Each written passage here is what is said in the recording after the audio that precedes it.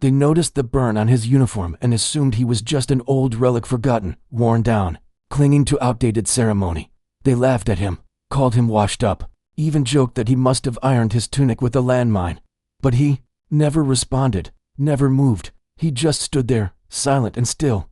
Then everything changed. A brigadier stepped onto the square, paused mid-step, and noticed the faded tag sewn beneath the soldier's cuff. He read it aloud, just 3 words. Those 3 words made every cadet freeze. That burn wasn't just a stain, it was the leftover mark from a mission so secret, no one dares speak of it. Most of the men involved didn't survive. The man they mocked didn't need to say a word in his defense, because the moment the brigadier spoke, the entire square went quiet. Before we show you what happened next, tell us in the comments where you're watching from, and do you believe respect is something quietly earned, not loudly demanded? Now, let's begin. Fort Henderson had witnessed countless military ceremonies over the decades. Perfect formations of soldiers in spotless uniforms, gleaming boots that reflected the morning sun, and the kind of disciplined precision that made civilians pause in awe. But this particular morning would be different. This morning would forever change how everyone present understood the true meaning of sacrifice.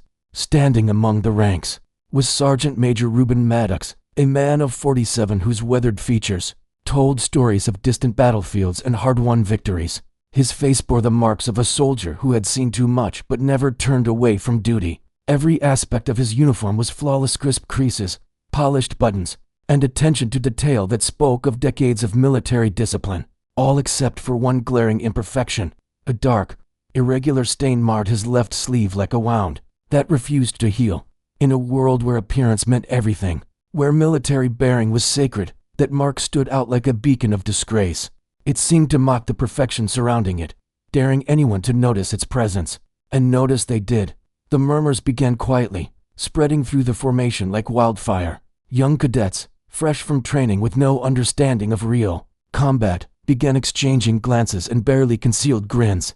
Their 20-year-old faces, unmarked by the realities of war, twisted into expressions of superiority and amusement. "Check out the mess on his sleeve," whispered Cadet Thompson, struggling to contain his laughter. "Somebody obviously can't keep their breakfast where it belongs." His companion, Cadet Rodriguez, snickered in response. "Maybe he's lost his eyesight. Can't tell the difference between his uniform and a napkin." The mockery started small but grew bolder with each passing moment. Soon, entire sections of the formation were stealing glances at Maddox's sleeve, some shaking their heads in disgust, others fighting to suppress their amusement at what they saw as the senior NCO's obvious failure. Captain Berkeley spotted the disturbance and saw his opportunity. Newly promoted and eager to establish his authority, the 30-year-old officer stepped forward with the swagger of someone who had never faced real adversity. His chest puffed out with pride as he prepared to demonstrate proper military standards. "To the assembled troops," Sergeant Major Berkeley announced loudly, his voice carrying across the courtyard with theatrical authority. "Perhaps you'd care to explain your creative approach to military grooming standards?" The entire formation fell silent, for 100 eyes turned toward Maddox, waiting for his response to this public humiliation. But the grizzled sergeant remained motionless, his gaze fixed on the distant horizon as if he could see something beyond their understanding. That silence seemed to fuel Berkeley's confidence. He began strutting around Maddox like a prosecutor presenting evidence to a jury, his voice growing more dramatic with each word. "Stand at ease, Sergeant. Though based on that uniform, I'd say you're already there permanently." The laughter that erupted was no longer restrained. It rolled across the formation like a wave, feeding on itself and growing stronger with each echo. Younger officers, insecure in their own positions, joined in the cruel amusement, finding safety in the crowd's approval. Through it all, Maddox remained silent, but for just a moment. His weathered fingers brushed against the stain on his sleeve, not in shame or embarrassment, but with something that looked almost like devotion. What the laughing soldiers couldn't know was that Reuben Maddox lived with the same nightmare. Every single night, for 3 years, he had awakened in cold sweats, transported back to that cursed valley in Afghanistan where everything changed in the space of a heartbeat. The nightmare always began identically. His convoy from the 22nd Special Operations Unit had been caught in a perfectly orchestrated ambush at sunrise. Trapped in a narrow mountain pass with no escape routes, 12 elite soldiers, among America's finest, suddenly found themselves surrounded by enemy fire from multiple positions. The radio operator fell within the first minutes, severing their connection to air support that everyone knew wouldn't arrive in time anyway. In his dreams, Maddox could see Private Daniel Haskins, with perfect clarity, just 22 years old, barely old enough to legally drink, but possessing the kind of courage that made him the unit's medic. Haskins had gentle hands and an infectious smile, the type of young man who faithfully wrote home to his mother, every single day without fail. The explosive device had landed between them without warning. In that split second before detonation, Maddox faced a choice that would define the rest of his existence. He could have thrown himself away from the blast, saved his own life, and left fate to decide the outcome. Instead, he launched himself toward Haskins, using his own body as a shield. The explosion tore through both men, but Haskins absorbed the worst of the devastation. That's when the bleeding began, not just from visible wounds, but from internal injuries that couldn't be seen or treated. As Maddox pulled the young medic to safety, Haskins' life was flowing away like water from a broken vessel, saturating everything it touched. "Sergeant," Haskins had whispered, his voice barely audible above the continuing gunfire. I can't feel anything below my waist." Maddox had looked into those trusting young eyes and seen something that would haunt him forever. Not terror or agony, but complete faith that his sergeant would somehow get him home safely. "You're going to make it, kid," Maddox had lied, lifting Haskins onto his shoulders. "Just stay with me." What followed was the longest mile of Maddox's career, through hostile territory, across treacherous terrain, with a dying man clinging to his back. Every step felt like an eternity, every breath was a desperate prayer, and throughout the entire journey, Haskins' blood continued seeping into his uniform, marking him in ways that no amount of washing could ever remove.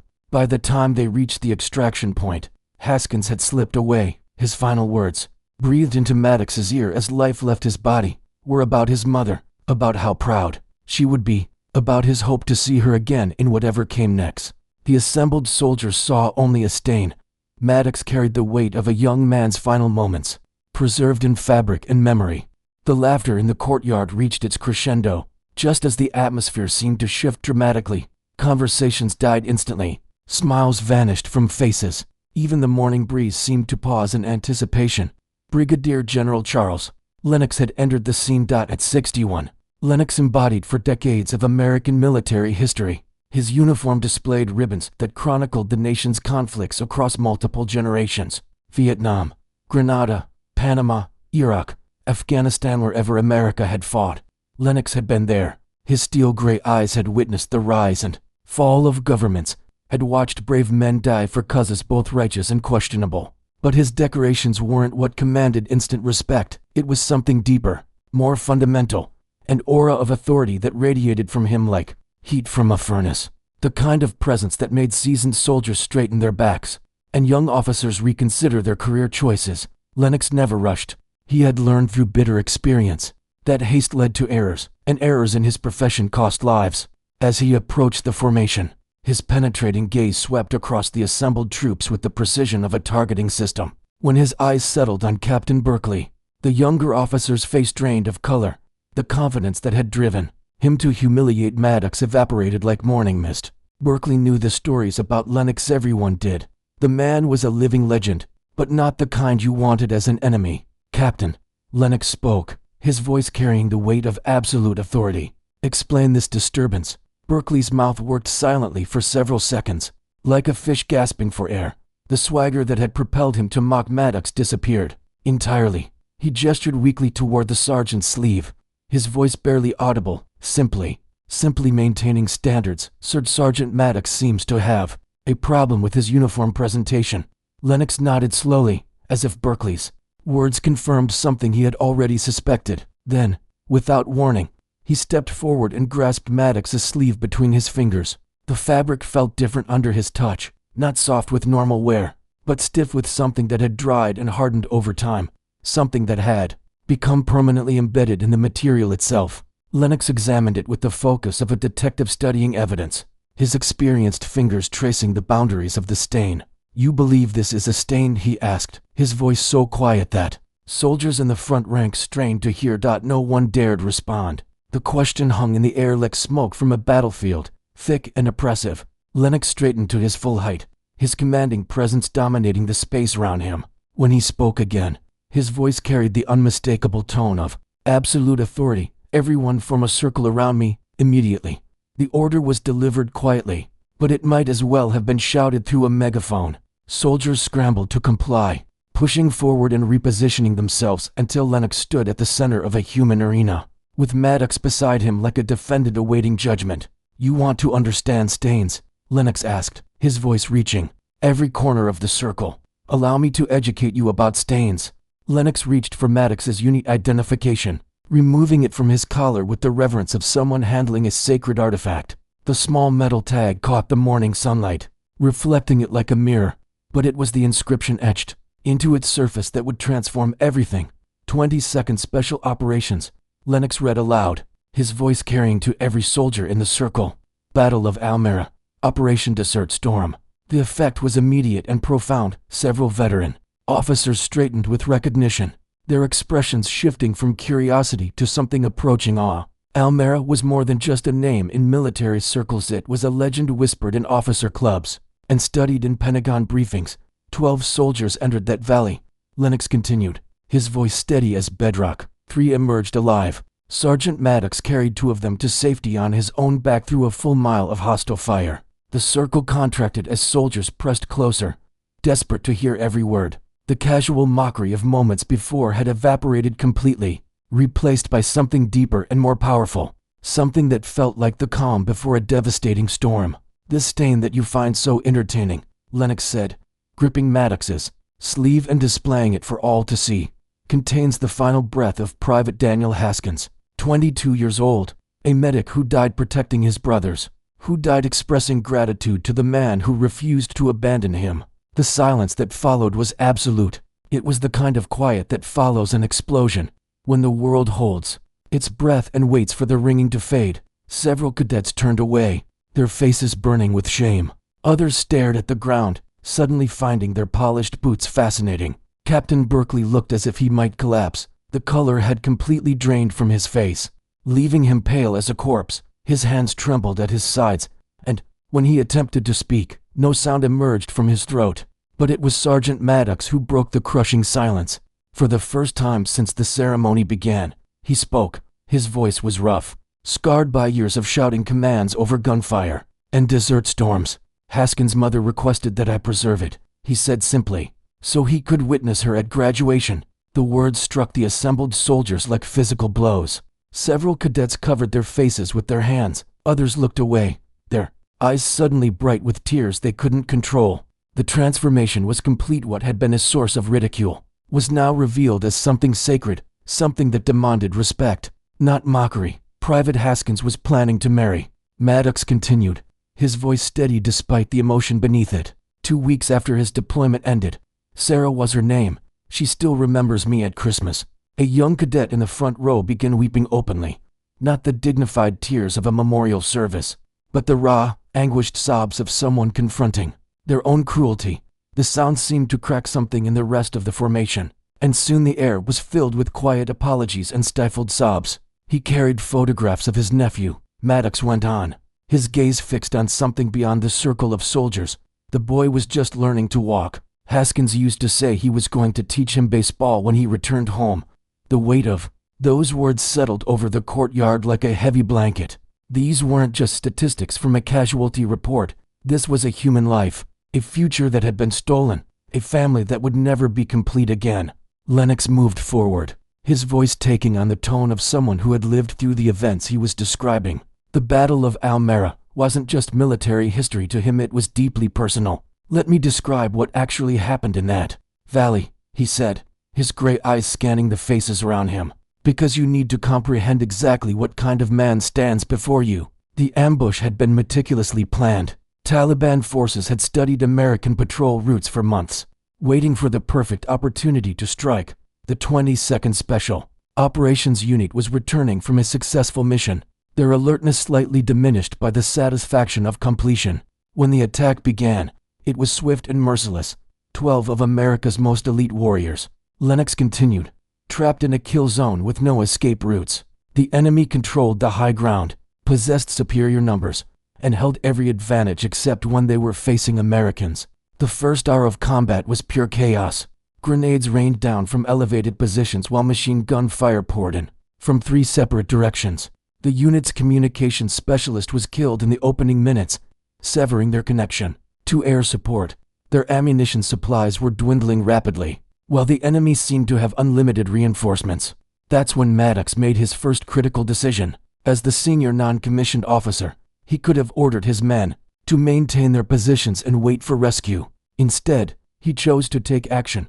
Sergeant Maddox coordinated a tactical withdrawal. Lennox explained, moving his soldiers in small teams, using covering fire to suppress enemy positions. It was flawless infantry doctrine, executed under the most adverse conditions imaginable. But textbook tactics could only accomplish so much against overwhelming odds. Gradually, the soldiers began falling. Corporal Martinez was killed by a sniper's bullet. Staff Sergeant Williams died in a mortar explosion. Private Johnson bled to death from shrapnel wounds while attempting to reach better cover. By the time they reached the valley floor, Lennox continued, only 6 men remained, 6 soldiers, facing at least 40 enemy fighters, with no air support and critically low ammunition. That's when the second explosive device detonated, the one that changed everything. Maddox had seen it coming, a dark object arcing through the air, trailing smoke like a falling star. He had perhaps 2 seconds to react, enough time to save himself, and leave the outcome to chance. Instead, he had thrown himself toward Private Haskins. The blast should have killed both of them, Lennox said, his voice growing quieter. The medical evaluation stated it was miraculous that either man survived the initial explosion, but Haskins was critically injured, devastatingly so. The clinical description that followed was brutal in its honesty. Massive blood loss, internal trauma, probable spinal damage. Even with immediate medical intervention, Haskins' chances would have been minimal. In the middle of active combat, with no medical supplies and no communication with support, they were essentially non-existent. Any logical person would have made Haskins comfortable and concentrated on saving the men who still had hope, Lennox said. Maddox rejected that logic entirely. What happened next would be studied in military academies for generations to come, not because of tactical brilliance, but because of its sheer, stubborn refusal to accept the inevitable. Maddox had looked at his dying medic and made a vow, not just to Haskins, but to his mother, to his fiancée, to everyone who would mourn his loss. He was going to bring the young man home, regardless of the cost. Imagine the scene, Lennox said, his words painting a vivid picture. A 44-year-old sergeant carrying a dying soldier through enemy territory. No reinforcements, no air cover, just one man's determination to honor a promise. The first obstacle was the terrain itself. The valley floor was a labyrinth of rocks and crevices, ideal for ambushes but hellish for someone carrying a wounded man. Every step required careful calculation, every movement planned to avoid enemy observation. The second challenge was Haskins himself. The young medic drifted in and out of consciousness, his weight shifting unpredictably. Blood loss was making him delirious, and repeatedly he tried to convince Maddox to abandon him. "I won't make it, Sergeant," Haskins had whispered during one of their brief rests. "Please, just leave me here." Maddox's response had been characteristic, brief, direct, and absolute. "That's not happening, son. We're going home together." The third obstacle was the pursuing enemy. Taliban fighters were systematically searching the valley, hunting for survivors. They knew the Americans were wounded and desperate, and they were taking their time, savoring the pursuit. Maddox traversed that mile in 4 hours. Lennox continued. 4 hours of carrying a dying man while hostile forces closed in from all directions. He had to stop every few hundred meters to rest, to check on Haskins, to plan his next move. The mental image was staggering. A lone soldier, deep in hostile territory, refusing to abandon his wounded brother. Every step was a victory against impossible odds. Every breath was a defiant challenge to fate itself. Twice they nearly fell into enemy hands, Lennox said. Once when a patrol passed within arm's length of their hiding place. Another time when a sniper had them in his sights, but couldn't achieve a clear shot. But perhaps the most heartbreaking aspect of the journey was Haskins himself. As his life slowly ebbed away, the young medic began to talk about his mother, about his fiancée, about the future he would never experience. And throughout it all, his blood continued soaking into Maddox's uniform, marking him in ways that would never fade. He talked about his nephew, Maddox said quietly, his voice barely carrying to the outer edge of the circle. The boy was just learning to walk. Haskins had a video on his phone, watched it constantly. He said he was going to teach him to play catch when he got back. The circle of soldiers had become completely still. Even the wind seemed to pause as Maddox continued. He asked me to tell his mother he wasn't afraid. Asked me to tell his fiancée he loved her. Asked me to make sure his nephew knew his uncle was a hero. The extraction point was a small clearing approximately 1 mile from the ambush site. It wasn't impressive, just a flat area of ground large enough for a helicopter to land safely. But to Maddox, it represented salvation itself. By the time they reached the landing zone, Lennox continued, Haskins was barely clinging to consciousness. The blood loss was severe, and shock was setting in rapidly. But he was still alive, still breathing. The rescue helicopter was delayed. What should have been a quick extraction became an agonizing wait, as enemy forces continued their relentless pursuit. Maddox had positioned himself and Haskins behind a small rocky outcropping, the only available cover in the exposed clearing. They waited 47 minutes, Lennox said. 47 minutes of listening to gunfire growing closer, of watching Haskins fade in and out of consciousness. 47 minutes of praying to whatever higher power might be listening. When the helicopter finally appeared on the horizon, it immediately came under heavy fire. The pilot was forced to make 3 separate approaches before he could land, and even then, he couldn't remain on the ground for long. The evacuation had to be lightning fast, a matter of seconds, not minutes. Maddox carried Haskins to that aircraft, Lennox said, his voice thick with emotion. Carried him as if he were made of the finest crystal, as if he were the most precious cargo in the world. The medical team was prepared and professional. They took Haskins from Maddox's arms and immediately began their desperate work. 4 lines, cardiac compression, frantic attempts to buy precious time. But even as they worked, everyone aboard that helicopter understood the grim reality. They were too late. Haskins died 3 minutes after takeoff, Lennox said quietly. 3 minutes. After everything Maddox had accomplished, after that impossible journey, they were 3 minutes too late. The words hung in the air like a physical weight. Several soldiers in the circle were crying openly now, their faces streaked with tears. The casual cruelty of their earlier mockery seemed like something from a different lifetime. But he wasn't alone, Maddox said, his voice steady despite the emotion it carried. He wasn't alone when he died. That matters. The young medic's final words were about his mother, about how proud she would be of him, about how he had tried to be brave. And throughout it all, his blood continued seeping into Maddox's uniform, creating a stain that would never disappear. I made him a promise, Maddox continued. Told him I'd bring him home. I kept that promise. This stain, it's not carelessness. It's not neglect. It's proof that I honored my word. The transformation in the courtyard was complete. What had begun as cruel mockery had become something sacred. The soldiers who had laughed at Maddox's stained uniform now regarded him with something approaching reverence. Private Haskins was posthumously awarded the Silver Star, Lennox announced, for his actions under fire, for his dedication to his fellow soldiers. The medal sits in his mother's living room, beside his high school diploma and his medical school acceptance letter. The weight of those words settled over the assembly like a heavy shroud. This wasn't just a story about one soldier's sacrifice. It was about the true cost of freedom, about the price paid by families who would never be whole again. Captain Berkeley stood frozen in the center of the circle, his face a mask of shame and profound regret. The arrogance that had driven him to humiliate Maddox had vanished completely, replaced by the crushing weight of his own heartless behavior. Captain, Lennox said, his voice carrying the authority of for decades in uniform. Do you have words for us? Berkeley's mouth opened and closed repeatedly before any sound emerged. When he finally spoke, his voice was barely above a whisper. I had no knowledge, sir. I'm deeply sorry, so terribly sorry. You're sorry? Lennox's voice was deceptively calm. You publicly humiliated a war hero because you failed to understand the facts. Is that your defense? The question hung in the air like a blade poised to strike. Berkeley's face crumpled as the full magnitude of his actions became clear. He had turned a sacred memorial into a source of entertainment. He had mocked a fallen soldier's sacrifice in front of hundreds of witnesses. No defense, sir, Berkeley said, his voice breaking.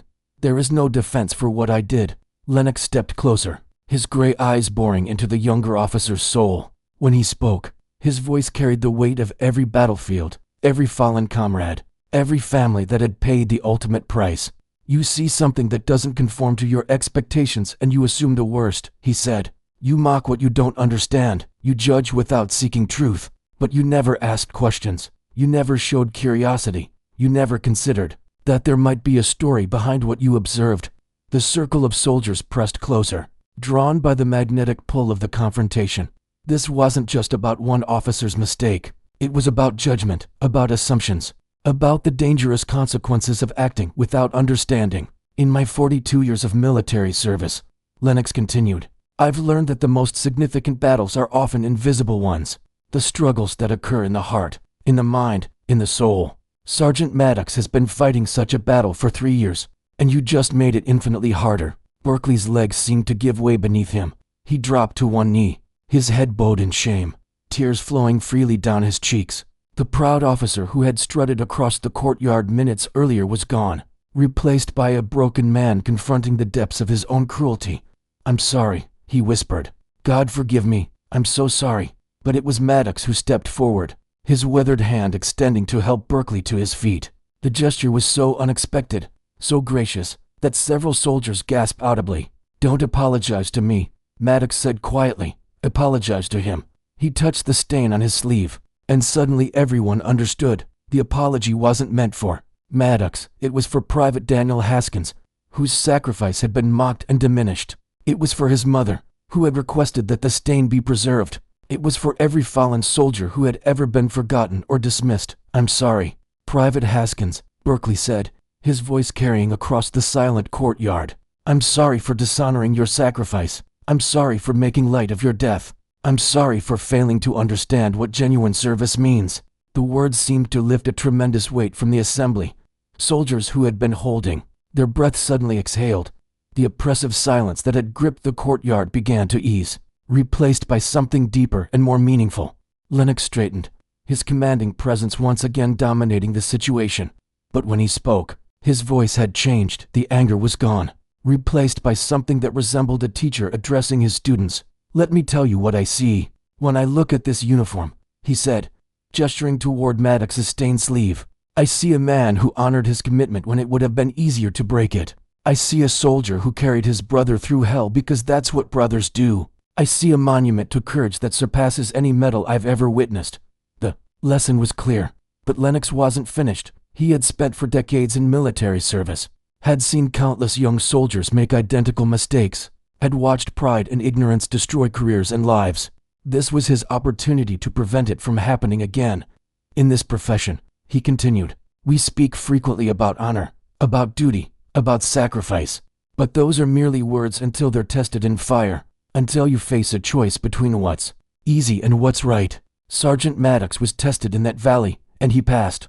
The question is, what will you do when your moment arrives? The cadets in the circle shifted uncomfortably.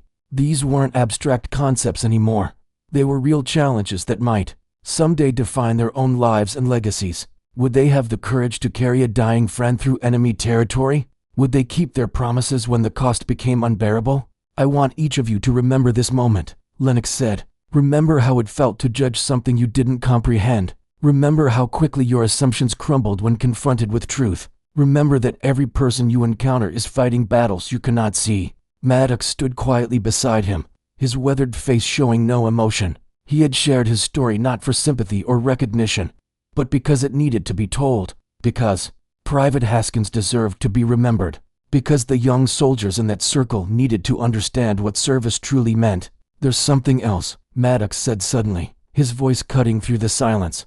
Haskins left something for his nephew, a letter. I've been carrying it for 3 years, waiting for the right moment to deliver it. He reached into his breast pocket and withdrew a small envelope, carefully preserved and yellowed with age. The paper was soft from handling, folded and refolded countless times over the years. He wrote it the night before the ambush. Maddox continued, as if he had a premonition about what was coming. It contains advice about being a good man, about standing up for what's right, about never abandoning your dreams. The sight of that letter struck the assembled soldiers like a physical blow. This wasn't just about one man's death, it was about the future he would never see, the wisdom he would never share, the love he would never express. The boy is 7 now, Maddox said quietly, old enough to understand. His aunt says he asks about his uncle sometimes, wants to know if he was brave. The question hung in the air, and everyone knew the answer. Private Daniel Haskins had been brave, braver than most people could ever imagine. and his sacrifice had been honored by a man who refused to let him be forgotten. The ceremony resumed, but the atmosphere had been permanently altered. The casual confidence of the morning had been replaced by something deeper, more profound. Soldiers who had been going through the motions now stood with genuine respect and understanding. The routine of military formation had become something sacred. When the official proceedings concluded, the courtyard didn't empty as usual. Instead, soldiers lingered, drawn by an invisible force to the small memorial wall that stood at the edge of the parade ground. It was a simple structure, black granite with names etched in gold, but it represented something profound and eternal. Maddox walked to the wall slowly, his fingers tracing the familiar letters. Daniel Haskins, Medicher, oh brother. He had performed this ritual countless times over the past 3 years, but today felt different. Today, others were watching with understanding. Today, they comprehended. We erected this wall 5 years ago, Lennox said, addressing the crowd that had gathered. It was intended as a memorial to our fallen, but I think we misunderstood its purpose. It's not about the dead, it's about the living. It's about ensuring their sacrifice has meaning. One by one, soldiers began approaching the wall. Some left flowers, others placed unit patches or challenge coins. A few simply stood in respectful silence, their heads bowed in honor. The transformation was complete. What had begun as mockery had become reverence. Captain Berkeley was among the last to approach. His face was still marked by tears, his uniform wrinkled from his earlier collapse, but he carried himself with a dignity that hadn't been there before. The kind of bearing that comes from confronting one's own failures and choosing to become better. He reached into his pocket and withdrew his captain's bars, the symbols of rank that had driven him to mock Maddox in the first place. Without hesitation, he placed them at the base of the wall, beneath Haskins' name. I don't deserve these, he said quietly. Not yet, maybe someday, if I can learn to be the kind of officer who honors the fallen instead of mocking them. The gesture was unexpected, but it felt appropriate. Rank meant nothing without character. Authority was worthless without wisdom. Leadership required understanding, not just power. As the sun began to set, the courtyard slowly emptied. Soldiers returned to their duties, but they carried something new with them. A deeper understanding of what service meant, a greater appreciation for the sacrifices made by their brothers and sisters in arms. Maddox remained at the wall, his weathered hand resting on the cold stone. The stain on his sleeve caught the last rays of sunlight. No longer a source of shame, but a badge of honor. A reminder that some things are worth carrying, no matter how heavy they become. You did well today, son, he whispered to the wall. Your nephew is going to be proud of his uncle. The wind picked up, carrying the scent of approaching rain and the promise of tomorrow. Somewhere in the distance, a bugle began playing taps, the haunting melody that had closed military days for generations. But for once, it didn't sound like an ending. It sounded like a beginning. The following morning, when the soldiers assembled for formation, everything was different. Uniforms were still pressed, boots were still polished, but the atmosphere had fundamentally changed. There was a new respect in the air, a deeper understanding of what it meant to serve. And when they saw Sergeant Major Maddox standing at attention, his stained sleeve visible in the morning light, nobody laughed. They saluted. This story serves as a powerful reminder that heroism isn't always visible to the naked eye. Sometimes it's carried in the heart, worn on the sleeve, and honored in the spaces between heartbeats. Private Daniel Haskins may have died in a valley in Afghanistan, but his memory lives on in every soldier who chooses duty over comfort, sacrifice over safety, and brotherhood over self-preservation. The stain on Sergeant Maddox's uniform wasn't a mark of shame, it was a badge of honor. A reminder that some promises are worth keeping, regardless of the cost, and sometimes, the greatest victories are won not with weapons, but with the simple decision to never abandon a brother in need.